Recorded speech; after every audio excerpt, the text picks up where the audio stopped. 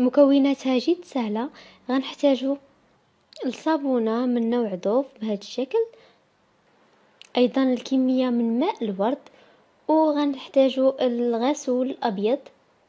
هذا الغسول متواجد في الاسواق، يعني في المحلات الخاصة ببيع مواد التجميل، هو ايضا كيتباع عند العطار. وغتحتاجو نصف لتر من الحليب. اول شيء غنبداو به هو اننا غناخدو اناء غنوضعو فيه الحليب حتى كيغلي فوق النار. خليت الحليب كيغلي فوق النار، كناخدو الصابونه ديال دوف وغنبشروها في الحكاكه حتى غنحصلو عليها بهذا الشكل. انا غنستمر حتى ننتهي. هذا هو الشكل ديال الصابون اللي حصلت عليه. الان غنضيف الطين الابيض او الغسول الابيض. غتحتاجوا منه تقريبا 100 غرام، ما يعادل 5 معالق كبيرة مملوءة جيدا.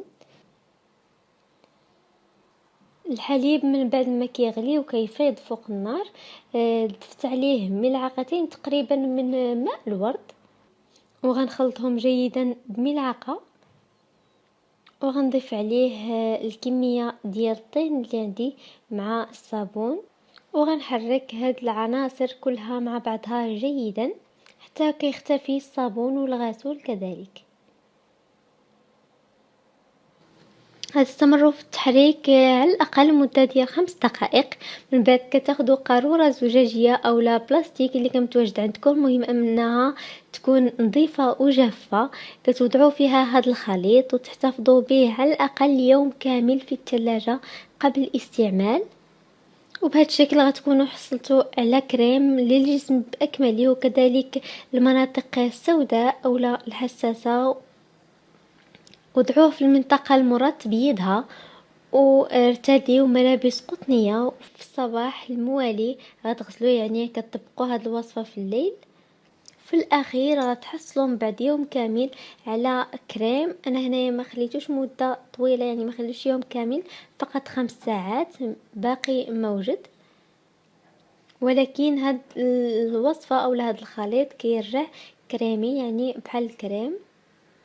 اما بالنسبه للوجه ما كنخليوهوش مده طويله، فقط مده ديال ساعتين وكنغسلوه. هذا هو الموضوع ديال اليوم، الوصفه كذلك. نتمنى انها تكون نالت الاعجاب ديالكم. مكونات سهله والنتيجه رائعه، نتمنى انكم تجربوها. اذا عندكم اي اقتراحات او تساؤلات خليوها لي في التعليقات، غنجاوب عليها ان شاء الله في الصندوق ديال الوصف، وكذلك المقادير غنكتبها في الصندوق ديال الوصف من بعد ما ننزل الفيديو مباشره.